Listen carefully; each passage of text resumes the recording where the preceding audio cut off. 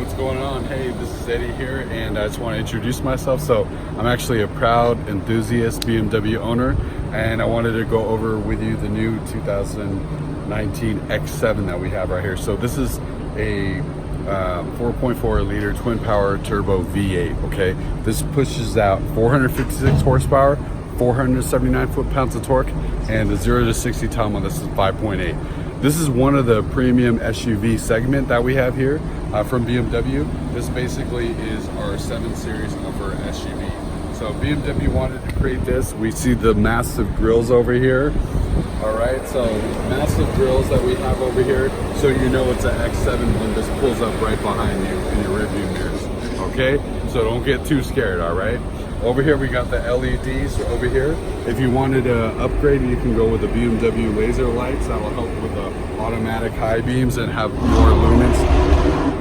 Wow, damn, that was pretty fun. My goodness. Over here we have the luxury line. So this is the luxury line finish that we have here. You can get an M Sport version, so you have the larger air intake as well as larger grills. So these are functional. Yeah, absolutely. These are functional. So right over here we have the insert that goes out of the wheel well area. All right, so they exit out of the wheel well area, and then over here there's also an exit area out. So function over feature. Over here we have the 21 inch wheels that we got. So these are the additional is what we ordered. So if you look at the window sticker, that's been ordered 21 inches. As you can see over here, we have the running board. So this was also an additional feature that we added to the car. And then if you see over here how everything scoops away, you have, again, luxury line feature. You have the chrome inserts, as well as for the tailpipe, the trapezoidal exhaust pipes. So you got that here, and then you have the whole chrome finish to that over here on the X7. And it also has the tow hitch over here. So the payload is about 1,200 pounds. You could tow up to 7,500 pounds. So if you're putting jet skis or your boat, whatever it is that you have to tow, you can do it in style on this car. All right, Eddie, let's just go and check out the trunk space. All right, let's do it. Let's do this. Just one button. Just one button, just underneath that. And then over here, if I wanted to bring down the rear cargo, I could just press down on this button over here. And you also got another button, right? Yeah, so this button is a self-leveling suspension. So let's say if I have some boxes and I want to have lower the suspension to bring it in, I could be able to just press that button. Makes sense. So back over here, we got our situation going on right here. So we see the 2 captain chairs in the middle. We also have the seats in the back here. So if I wanted to be able to, let's say, have more trunk space, what I can do is I can press right here this button, which is max cargo. So if I press that button, max cargo, what's going to happen is it's going to move the 2 rear seats downward, right? So now I have more trunk space, so for more cargo volume. And it's also pushing the captain's chair back a little bit further. So that way those 2 passengers sitting there could be able to have more of a pleasurable experience. So what this means over here, max, you see this max suitcase. So this is basically max cargo. So when we press that button, it's gonna fold down the 2 third row seats, giving you more cargo volume. This button here, when you press this actually will pull the seat forward or backward, giving it the most space.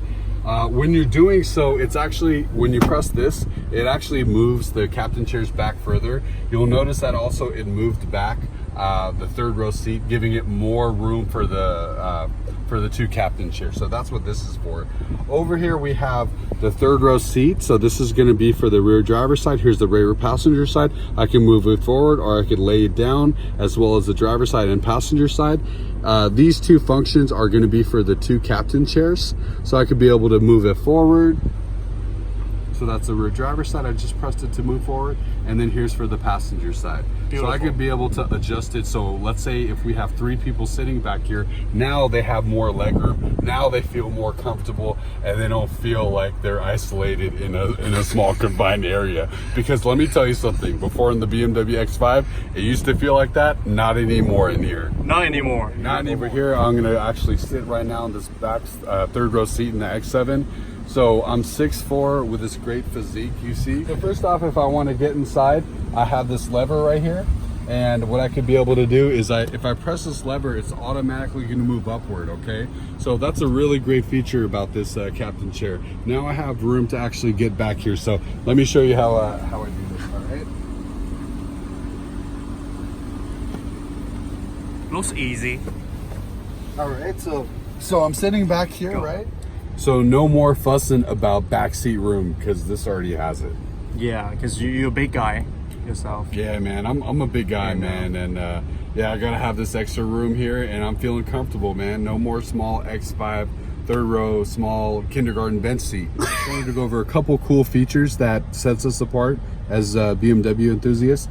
Okay, so first off, if I want to have a little bit more sunlight, I have this button right here, and I've got myself panoramic sunroof right over here. All right, also I have right over here is air conditioning functionality control. Also I have here heated seats for the people back here on the third row seat to be able to enjoy themselves. So keep that in mind. So the third row seat are going to be traveling very comfortably with the air conditioning, with heated seats, with a sunroof. So you're going to be fine when you're sitting back here, especially for long trips out to Tahoe. You heard? Go, Eddie. Show me what you got. All right, so we have the captain chairs right here. So let me show you how it actually works. All right, so if people wanted to get back in the third row seat, this lever right over here is able to do so just by pressing this button. Okay, so automatically, huh? Automatically, so automatically it's going to do that. Again, the whole purpose is to let the people in to get to the access to the third row seat. All right, so let me just move that back. So to move it back down, you just want to pull the seat all the way back down, and what you'll notice is it's going to move back in its you don't have to do anything. You don't have to do anything. It automatically does so. Okay. All right, so a couple things here. So over here, this is your headrest. So if you want to have more of a contour to your head, basically what you could do is with the left side and the right side, you could pull it out a little bit more and you could flex it. So it's not going to damage the leather. It's not going to damage the form. This is meant to be. It's original factor right over here. Okay. And let's say if I wanted to adjust it and make it flat, I can do so. Now if I want to adjust the height of the headrest, there's the button right here on the side, and so now I can make it a little bit more taller to accommodate my head, right? Since I'm a tall guy, right? So I can press that. Over here, right here on the side, here's the backrest adjustment, so I can adjust the head. I'm sorry, I can adjust the backrest, okay? Also over here, this is going to be for moving the seat forward and backward depending upon the height of the person. Okay,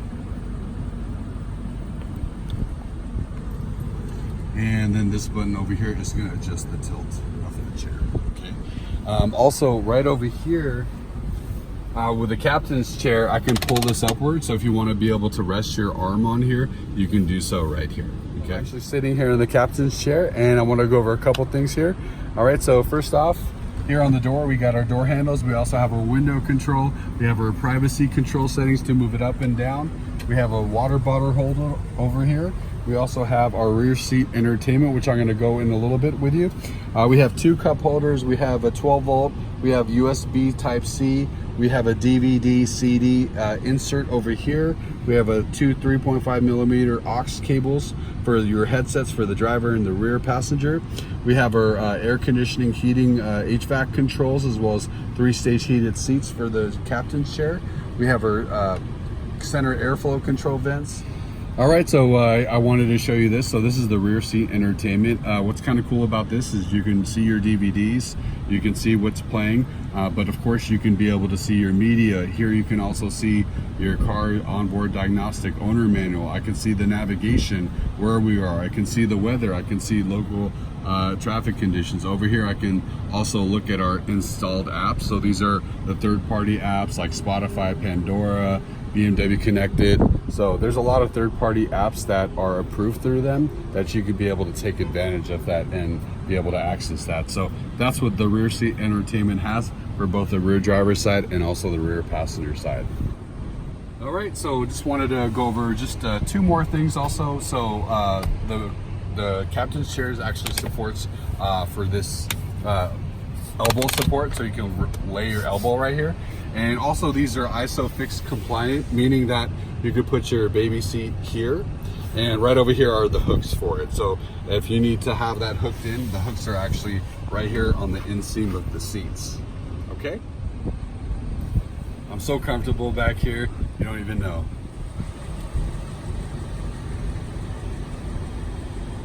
All right, so I'm right over here on the driver's side door, and I just want to go over a couple things, okay?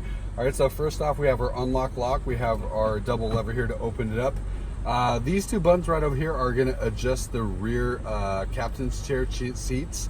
Over here, these are your memory banks, set 1, set 2 position for the driver's seat. Over here, this L2 button will actually move the passenger seat using the driver's side seat controls. Over here we have our window controls. We have our lock button for the rear windows. Over here we have our privacy shades for the rear passenger side.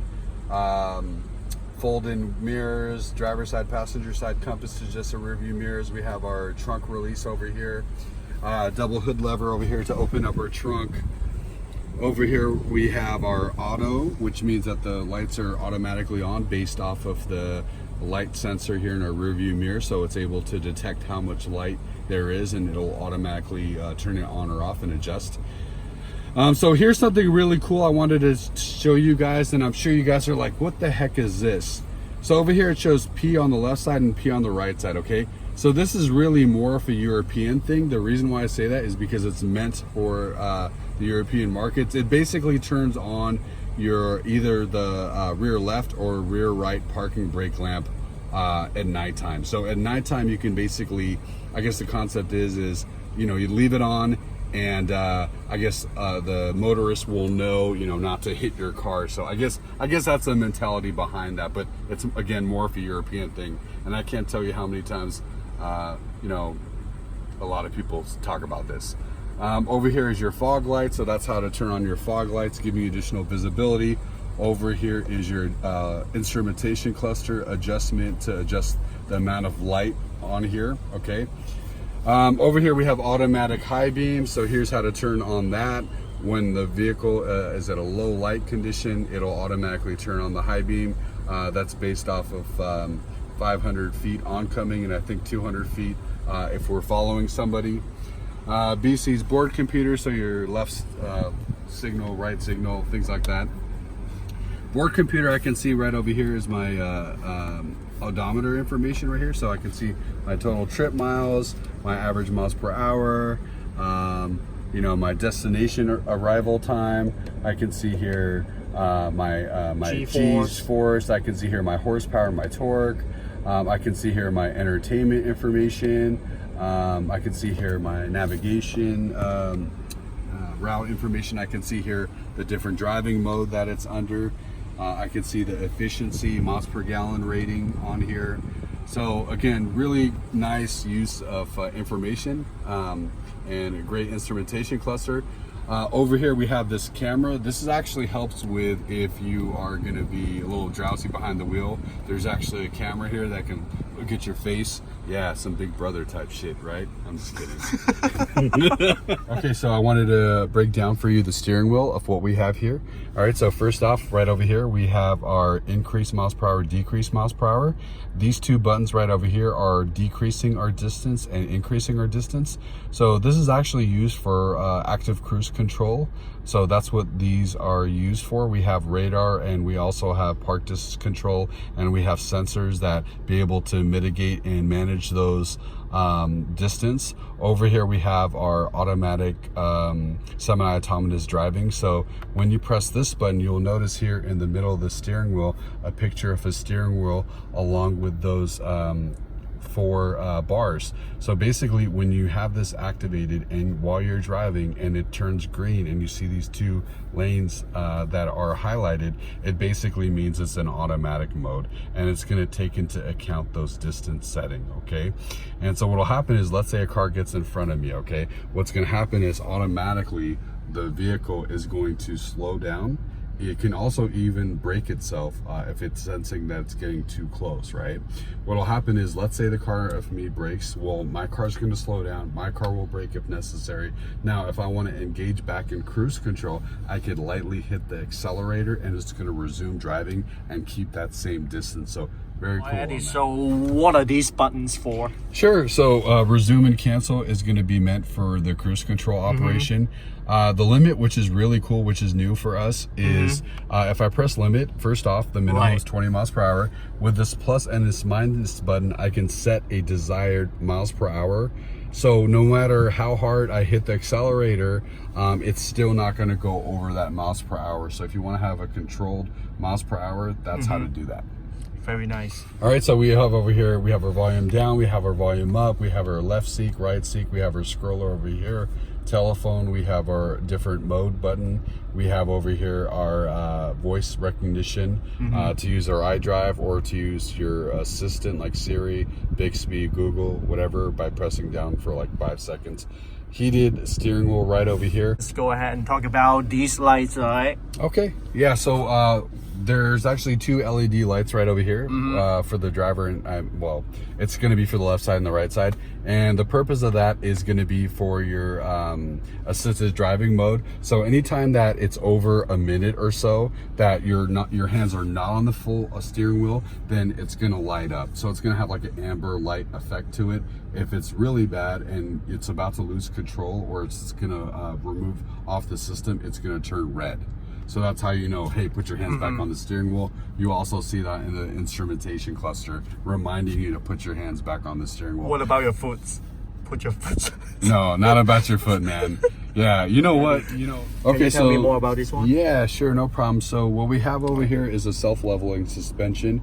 The purpose behind that is if you have any, especially younger occupants, and not just for them if they need to get out and have a little bit more of a safety, right? But also if you have any load in the back, like in the trunk, if you have any cargo in the back, you could basically lower the suspension. And basically for me to do that, I'm just pressing downward, and we'll able to see the suspension lower. And then also now people can get out of their car, and then you can also be able to load up more cargo in the back, but you're not going to take a strain on your back because the suspensions have been. All right, so we have wireless charging over here for your phone. I'm gonna just put my phone right over here. USB. I also have USB over here. Notice that when you put your phone in the wireless pad, it's gonna light up. All right, you have cigarette lighter. What's cool about this is, look, I got 2 cup holders here. What's cool about it is you can cool it or you can heat it. So that's what these buttons do right here. So this one is designed for California. Correct, yeah. So we love to smoke. It was You have huge. the large panoramic sunroof here. No skimping. Wow.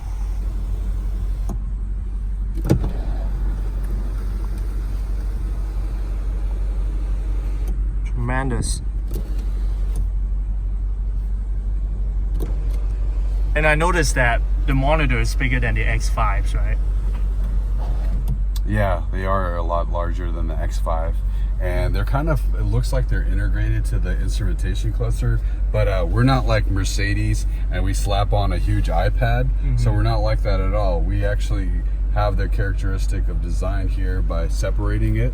So right here you can see it's separated, right? So we still have a big iDrive screen over here, but we have it separated by this. So again, we're not the type of automobile manufacturers just to slap on a LED and say, oh, look, you're getting technology. No, it's the user interface, the design, the instrumentation cluster is also very modern looking, as well as our iDrive. It's got a lot of information here to help you know the weather, know navigation, know where you are, communication. Now this screen here, we could add up to 12 pages of widgets. So what do I mean by widgets? So I can put on here entertainment widgets. So right here, I'm gonna access those pages. So right over here, I can add a page, and then I can add a new widget. And so here, I have different information of widgets I can put. So let's say I wanted to add a clock, and I wanted to add a techno clock. Well, here we go. It's right over here. I can add another one right over here. Let's say I want to add sports display. So let's add that. All right, so now I could just click here, done, and look, so There you have it. that's it, very easy. Okay, so we're just gonna try the self-leveling air suspension right now, so we're gonna lower it right now. All right, so let me show you how that's done. I'm just gonna press downward.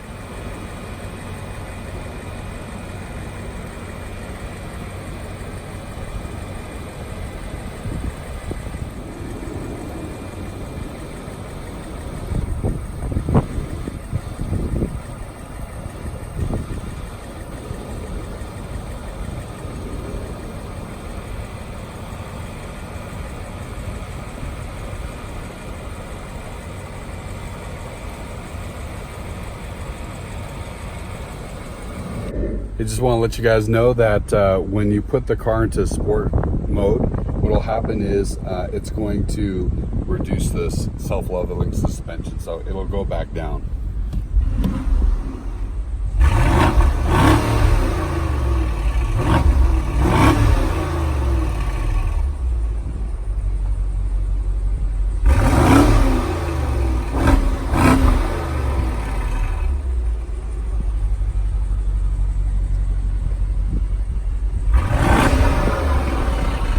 How's the drive, Eddie?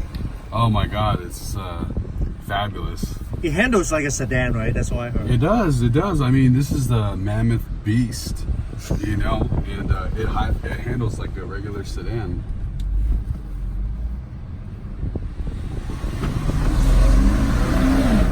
Woo! It pulls. It definitely does pull. Yeah. It pulls, and it's got a lot of horsepower to it. This is the kind of engine that you want, you guys. You want the V8. You want the 456 horsepower. Why? It's a 7-seater. You want to have 7 people in here, but also if you want to tow things, you need to have that power. So I always recommend going with the V8 version. Don't skimp out. Don't get the 6-cylinder. I mean, you can. It's still able to accommodate with that transmission, but you still want to have that extra power. So I highly recommend going with the V8, especially for these models, okay? Thank you very much, Eddie. No problem. Thank no problem, you. brother. Anytime. All right.